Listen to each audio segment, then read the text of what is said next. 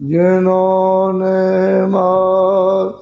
मन डाला, जिन्होंने मारे मन डाला, उन्हीं को तू माँ करना, उन्हीं को सूरमा कहना।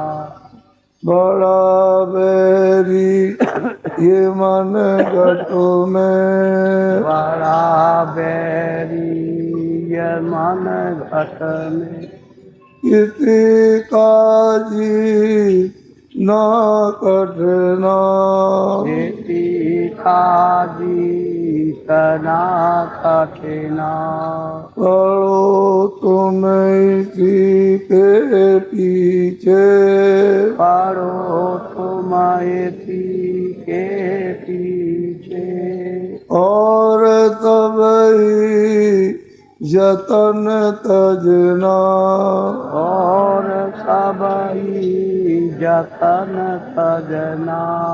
गुरु की प्रीत कर पहले, गुरु की प्रीत कर पहले, बौर घट सब को सुनना, बाहुर घट शब्द को सुनना।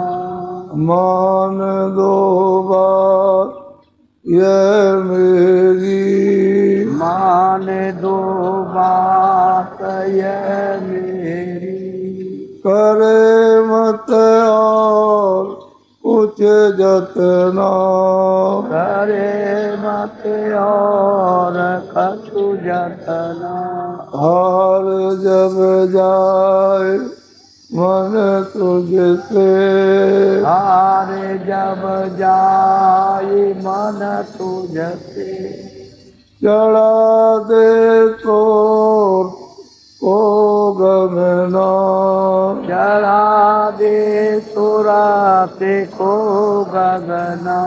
और तब काम जग झूठा, और सब काम जग झूठा, त्याग दे इसी को गहना, त्याग दे इसी को गहना। गुरु का ध्यान कर प्यारे, गुरु का ध्यान कर प्यारे, बिना इसके नहीं छूटना, बिना इसके नहीं छूटना।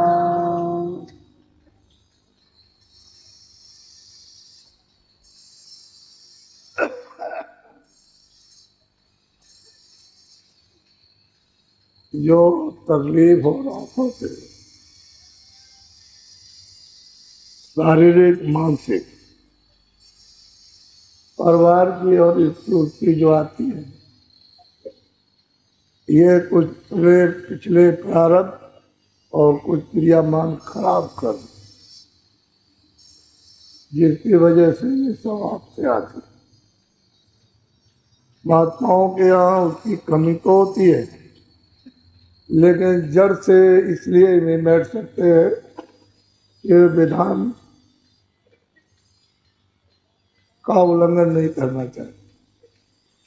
तो कुछ ना कुछ अंश रूप में तो साधक को तकलीफ उठा ही लेना चाहिए, क्योंकि जब उसमें कमी बीमारी रहती है, पीड़ा होती है, डॉक्टर दवा देता है, इंजेक्शन लगाता है, तो दर्द कहीं जाता नहीं है, दर्द तो उसमें है, लेकिन दवा का इतना असर हो गया कि उसने उसको महसूस नहीं किया। पीड़फाड़ होती है, दर्द तो होता है, लेकिन उसको उतने समय के लिए जब तक दवा का असर है ऐसा, फिर बाद में असर चला जाएगा तो दर्द मालूम होगा। तो थोड़ा तो दर्द रहता ही है। तो जो आफत कर्मानुसार या पिछले कर्म के अनुसार आई है, उसको धीरे से बर्दाश्त करना चाहिए। और भजन करने से जैसे इंजेक्शन होता है, ऐसे बीमारी उसमें लोप हो जाती है, दर्द एहसास नहीं होता। लेकिन जब तुम भजन करोगे ही नहीं, उसकी तरफ मुड़ोगे ही नहीं, तो ये आफत तो है ही, क्योंकि कर्म तो कोई अच्छे है नहीं। उसके लिए तो छुट्टी आपको मिली हुई है, न कोई समाज का बंधन, न घर का, न बाप का, और न बड़े बूढ़ों का, और न गुरुओं का। स्वतंत्र है, जो चाहते हो करते। तो उसके लिए तैयार रहो भोगने में, फिर उसमें क्या है? जब करने में कोई कमी नहीं है तो भोगने में क्यों कमी रखते? भोग लो।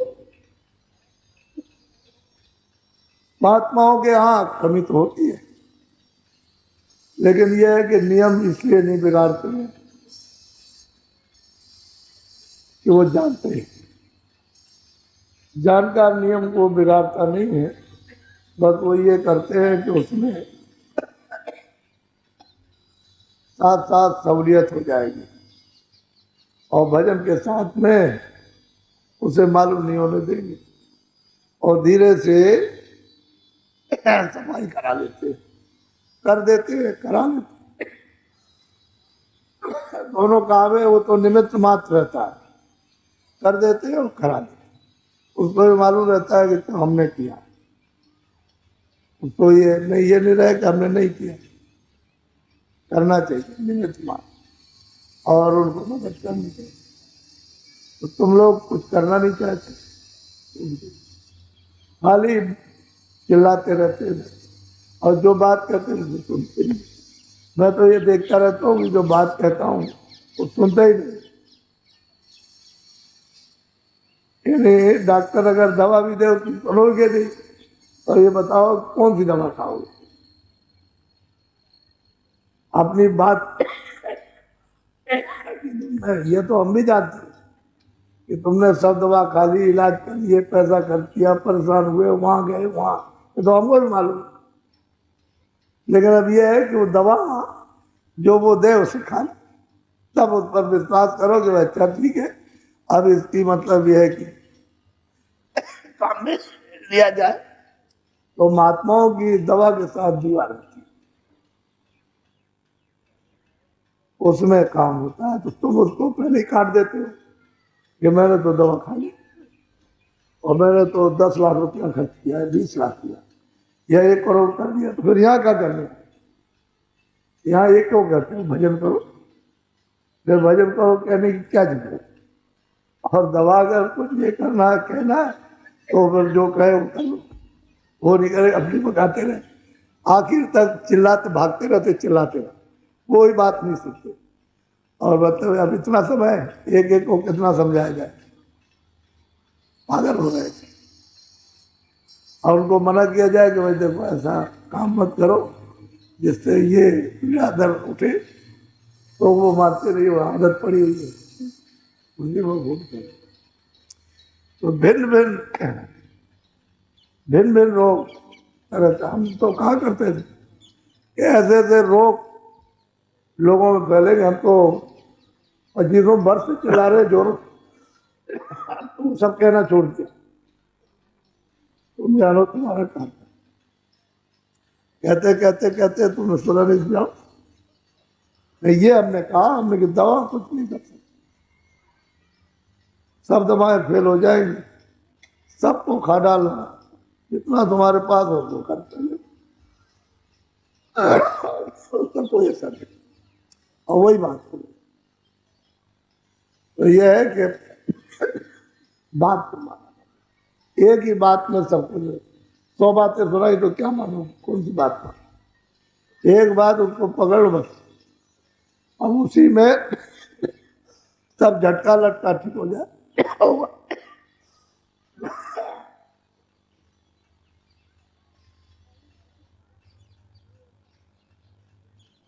तो उनको तो मेरी खांसी बुखार नहीं है, कुछ कह दो। तुरंत सम्मान।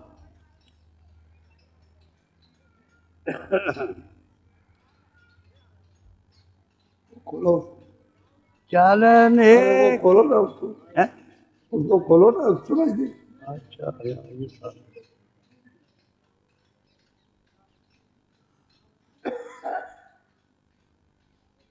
कहाँ से बोलते हैं?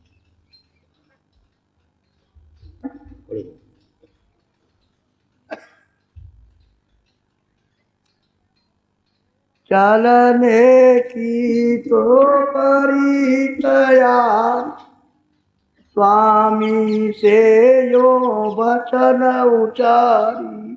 जब उन्होंने सब भेद बता दिया कि मैं कौन हूँ, तुम्हारा घर कहाँ, तुम कौन हो, यहाँ कैसे आए, किस रास्ते से आए, सब सूरत को सुनाया, बता दिया। उसको यकीन विश्वास पूरा हो गया। और वो कहती है महाराज अब जल्दी कीजिए, देर मत कीजिए, अब तो तैयार। लेकिन एक संदेह है, तो उसका भी अंतिम निवारण कर दीजिए। आपने ये बताया कि मैं मृतलोक में नहीं हूँ, मैं विष्णुपुरी में नहीं हूँ, मैं शिवपुरी में नहीं, मैं चार खानों में नहीं, मैं नरकों में नहीं, मैं स्वर्ग में नहीं, मैं बैकुंठ में नहीं, मैं कृष्ण धाम राम धाम में नहीं, इन मैं तीनों लोकों में मैं नहीं हूँ, मेरा तो अलग देश है, मैं चौथे लोक में रहता हूँ। इसका विश्वास हो गया, लेकिन संदेह रह गया, उसका निवारण कर दीजिए, नहीं तो मेरी मेहनत ही बेकार हो जाएगी। हाँ, संशय उठा मोई बारी सोच निर्वार करो विस्तारी। कहते हैं गए स्वामी, अब जो संशय उठ गया उसका विस्तार के साथ निवारण कर दीजिए, ताकि हमको ये भी यदि शंका और संदेह चला जाए, नहीं तो फिर बना रहेगा, तो फिर मेहनत पूरी नहीं कर पाएंगे। बोलो। सेवा बस तुम काल को सौंप दिया अब मोई तो अब कौन भरोसा है फिर भी ऐसा हो। अब सूरत कहती है कि स्वामी आपने काल ने आपकी सेवा की, तपस्या की, आपको प्रसन्न कर लिया, और आपने उनकी उस प्रसन्नता में मुझको उसे सौंप दिया।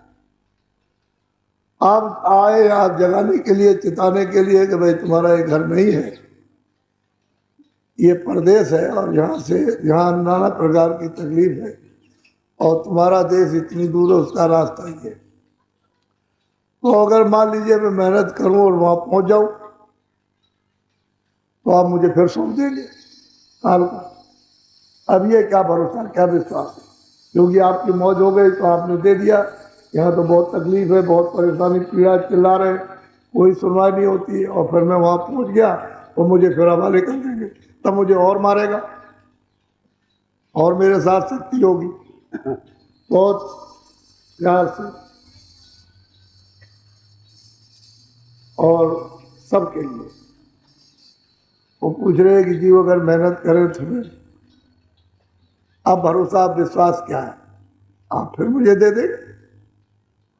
ये विश्वास हो गया कि ले जाएंगे और पहुंचा देंगे, लेकिन फिर दे दिया तो उत्तर दे रहे हैं। बोलो। तब स्वामी हंस कर बोले कहूँ वचन में तुमसे को। अब उन्होंने उसको समझाया, प्रेम से प्रसन्न होकर के कह रहे सूरत तू दोनों आंखों के पीछे बैठी हुई है, और बहुत दिन तुझे हो गए यहाँ, लेकिन अब खोल करके तुझे हम समझा दें, बता दें। अब उसको तू ध्यान से सुनने बोलो। जान बूझे हम लीला ठानी, मौज हमारी कोई सोने बानी। अब कहते हैं कि सूरत हमने जो कुछ भी जो किया वो जान बूझ के किया, अनजान में अज्ञान में नहीं किया।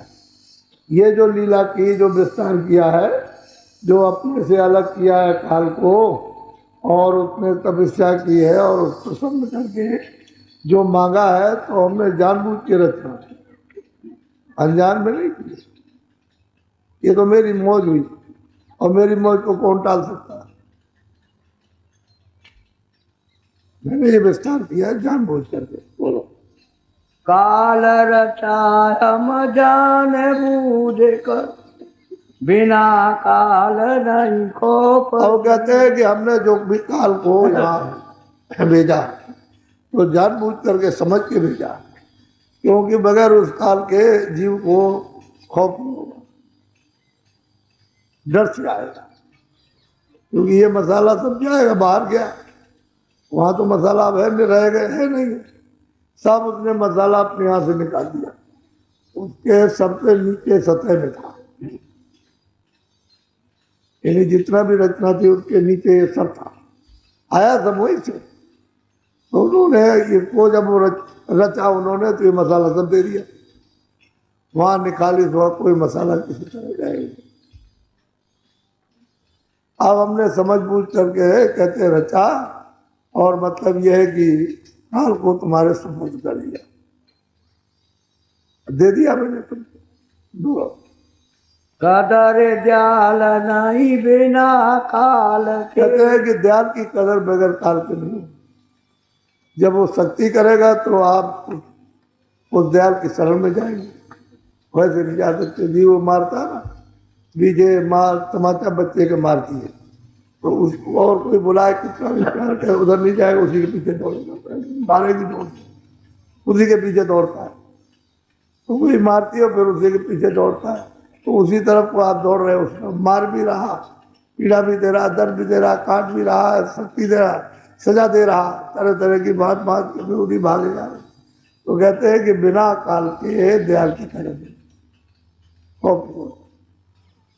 इधर शक्ति करेगा तो आप दयाल की तलाश करें। बोलो। मौज उठी तब अस दयाल के। अब वो मौज हो गई जो, तब ये रचना होगी, बिना मौज के नहीं। तो जीवों को दिया और काल को पहले भेजा, उन्होंने तब किया, कोई एक युग में किया, कितने अनगिनत युग बीत गए, जो इन कार्यों पे गिनती है ही नहीं, इतने युग बीत गए, तब वो तपस्या करते रहे अखंड, तब जाकर के वो प्रसन्न हुए, तो तब ये दिया, तब मसाला दिया, नहीं तो रचना हो ही नहीं सकती। अगर मसाला नहीं देते, कारण और सूक्ष्म और लिंग और स्थूल, तो कोई रचना यहाँ नहीं रहती। मसाला दिया तभी, खाली भेज देते तो कुछ नहीं, सब नीचे को उतार दिया गंदगी को, ये सब मोटा खोल है जड़, ये वहां नहीं जाएगा। उसके लिए उन्होंने सीमा रखी है कि इसके आगे नहीं जा सकते।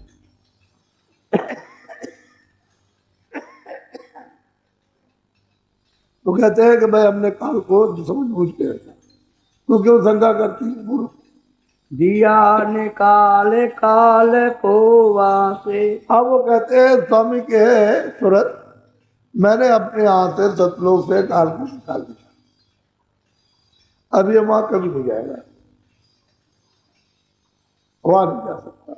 तभी तो महाप्रलय में कहा गया कि और कुछ नहीं रहेगा, ये जितना भी है कुछ नहीं रहेगा, न पृथ्वी रहेगी, न आसमान रहेगा, न वायु रहेगी, न जल रहेगा, नहीं, न आप रहोगे, न वेद, न कतेब, न कुरान, न पुराण, कोई चीज न सूरज, न चांद, ये कुछ भी यहाँ नहीं रहेगा। और इसके बाद में स्वर्ग और वैकुंठ, ब्रह्मा विष्णु महादेव, 33 करोड़ देवता, 9 करोड़ दुर्गा, 10 करोड़ शंभु, ये भी आद्या माँ शक्ति मिलेगी, और निरंजन भगवान भी नहीं रहेगी। फिर उसके ऊपर माया, वो भी नहीं रहेगी, उसके लोकों में कोई नहीं रहेगा, फिर वो ब्रह्म भी नहीं रहेगा, और उसके ऊपर प्रकृति है वो भी नहीं रहेगी, और उसके ऊपर पुरुष वो भी नहीं रहेगा। सबको समेट करके वो महाकाल पुरुष अपने में ऐसे चटाई की तरह से लपेट के धर लेते हैं। क्या करते बस वो महापुरुष उसके नीचे ही तक महाप्रलय होती हुई बन जाते और उसके अधिष्ठाता है सोहम पुरुष। भंवर गुफा में उनका स्थान है, वो वहाँ उनके नाके ही तक होती है, उसके आगे नहीं जाती। और सतलोक तो बहुत दूर है, कहते हमने उनको वहां से निकाल दिया और वहां आप कोई दखल नहीं है, ना वहां नहीं जा सकते, देश निकाला कर दिया। तुम चलो हमारे साथ, बस वहां चलो चलो पहुंचो। बोलो मैं समर्थ हूँ सब विधि जाने वचन मोर तू। वो कहते हैं गुरु महाराज और महापुरुष जो आए जगह में, कहते हैं मैं समर्थ हूँ सब प्रकार से, तुम मुझको समर्थ हो और वचन मेरा मान ले, मैं तुझे ले चलूंगा और जब वो फिर कभी नहीं आना, या कभी आएगी नहीं। इसे वो कहते हैं जीवन मुक्त हो जाते सदा के लिए, फिर कभी लौट करके आते हैं। एक बार पहुंच जाए बस। अब की बार वो नियम है कि अब की बार वहां पहुंच जाओ और रचना का बिगाड़ना मंजूर नहीं। ये भी मालिक को मंजूर नहीं कि रचना बिगाड़ दी जाए। वो करने को तो सब कर सकते, करने के लिए कुछ नहीं, लेकिन मौज, इसलिए वो महाप्रलय उसको मतलब ये रखा है तो महाकाल सबको समेट कर दे और अपने नाके में चटाई की तरह से सब कुछ नहीं रहता, कोई लोग नहीं रहते, किसी तरह के लोग लोकांतर लुमान कुछ नहीं रहता, सबको समेट करके रख दिया। उनका मतलब ये कि नाका है वहीं तक बस, वहां तक महाप्रलय जाती है, बाकी प्रलय तो होती रहती है बहुत प्रकार की उसके आगे। और वो मतलब ये पूरा का पूरा देश पड़ा हुआ उधर जाएगी नहीं, उसके आगे तो बहुत खरबों खरबों जो मतलब है ऊंचा, तो उसके आगे जब जाके कितने खरबों तब सतलोक का नाका मिला।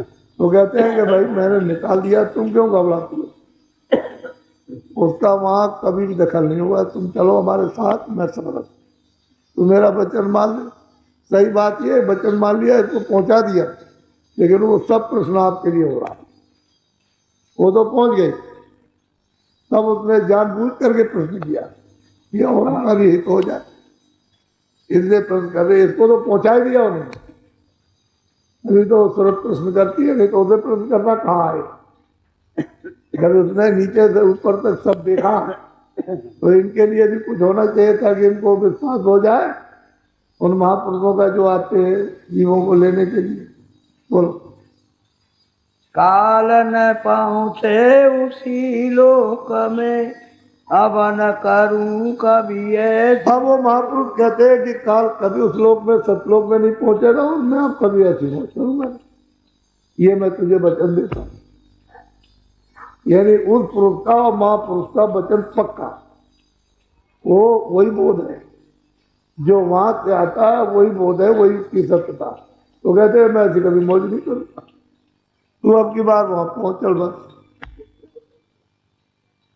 और चल मैं समर्थ हूँ सब प्रकार ले ले चलूंगा। तो जी तो घूम घूम करके भाई यही मांग, ये दे दो वो दे दो, तो इसी में गिरे। और रोज दिन बीतता है, रात सबकी बीत जाती है, दिन बीतता है, समय निकल जाता है और वही मांगते रहते। अरे भाई तुम्हारी प्रारब्ध में जो तुमने किया उसका तो उसने लिख करके रख दिया, अब आपको रोज रोज मिलता रहेगा जो तुम्हारी प्रारब्ध में रखा हुआ रोज इस शरीर की रक्षा के लिए। तो आप उस पर विश्वास नहीं करते हो, अपने पर, अपनी तकदीर पर, किस्मत पर विश्वास नहीं करते हो। और जो महात्मा कहते हो उस पर विश्वास नहीं है, वो किताब है उस पर विश्वास नहीं है, तो फिर आप वो कहते हैं हमको तो मतलब ये है कि विधिवत बता दीजिए, नहीं तो फिर आप हमको फिर रोक दे। तो कहते हैं नहीं, अब नहीं होता, अब वापस ऐसी मौज कभी देने की नहीं होगी। चलो एक बार यह मौज जरूर अब मतलब न। अब महापुरुष कहते हैं कि भाई एक बार तो मौज हो गई, क्योंकि ये सब गंदगी को निकाल करके अलग करना था, इसलिए एक बार तो ये मौज हो गई। अब एक ही बार हुई, अब मौज हो गई। तो चल अपने घर में अपने देश में, और तुझे रास्ते से ले चलेंगे, सब देखती चलना। तो देखती जा रही है, देखती जा रहे, देखती जा रही है, पहुंचा दिया। तब इतना ऊंचा, ये तो कौन करता है और उसको कौन जवाब देता है? जो जानेगा वही जवाब देगा, दूसरा कौन जानेगा? बोलो। तू शंका मत करे अब चित्त में, चलो देश हमारे। अब वो कहते हैं महापुरुष के, हे सूरत, तू यहाँ चिंता किसी तरह से चित्त में मत कर, चिंता चल हमारे देश में, जहाँ तेरा हाथ का देश था, और सुख तेरे ना, वहाँ कोई झगड़ा झंझट, कोई काल, कोई निकालना, ये वहाँ कुछ नहीं, सब तरह की पूर्ण आ जाती है। तो तेरा वहाँ किसी तरह का भी नाम निशान नहीं। बोलो। सोने कर सोराते मगन होई बोली, निश्चय किया वचन हम। अब सूरत कहती है कि बस हमने खूब अच्छी तरह से अब सुन लिया, और हमको ये निश्चय और विश्वास हो गया कि अब ऐसी मौज नहीं होगी। तो ये सब जीवों के लिए, ये जीव बेचारे, उनको क्या पता ये कौन सा देश है, किस रास्ते से जाना, किससे जाना। यही भजन जो बताया, अगर आप लग के कर लो, क्या नहीं पा सकते। तुम्हारे दरवाजे पर वो गड़ा हुआ है खजाना, और बीजक के महात्माओं के बीजक है, अगर इनको जान ले तो क्या नहीं पा सकता, सब कुछ पा। और तुम चलने के लिए तैयार ही नहीं होते, चलने के लिए तैयार नहीं होते। कितना जगाया जाए, कितना समझाया जाए, कितना बताया जाए, संसार के दुख भी बताए जाए, यहाँ जन्म मरण भी, लेकिन कुछ नहीं मतलब ये बस उसके बाद इच्छा ही नहीं। तो इतना ज्यादा बोझा लदा हुआ है कि कुछ हो चित्त में, कुछ आप में कुछ ख्याल ध्यान भी नहीं है। तो कहते हैं कि भाई अब सूरत को विश्वास हो गया, क्या वैसी मौज कभी नहीं होगी। अब मेरे मन अब दया समाई, प्रश्न करूं जीवन इतना। कहते हैं कि मेरे मन में ये बात आ गई कि मैं अपने लिए तो अपना हो ही गया, अब जीवों के हित के लिए तो स्वामी वो भी बता दीजिए, वो भी शंका दूर कर दीजिए जीवों की, हमारा तो खत्म किया। बोलो। जग में सुरते अनेक आई, काल जाल में गई बुला। कहते हैं कि सुरते अनेकों, यानी बेगिनती, यहाँ की कोई गिनती नहीं, इतनी सुरते आई, और यहाँ आकर के वो काल जाल में यहाँ फंस गई, बुला गई उसको, मालिक को, रास्ते को, नाम को भी बुला गई है, उसके रूप को भी, उसके स्थान को भी, उसके आनंद को, उसके ज्ञान को, उसकी शक्ति को, सबको भूल गए। यहाँ आकर अनेकों सुरते आई, उन्हीं को रूह कहते हैं, उन्हीं को सूर कहते हैं, उन्हीं को जीव कहते हैं, लेकिन संतों के हाथ सूरत, तो सूरत आई काल जाल में, अभी भूल गए। बोलो।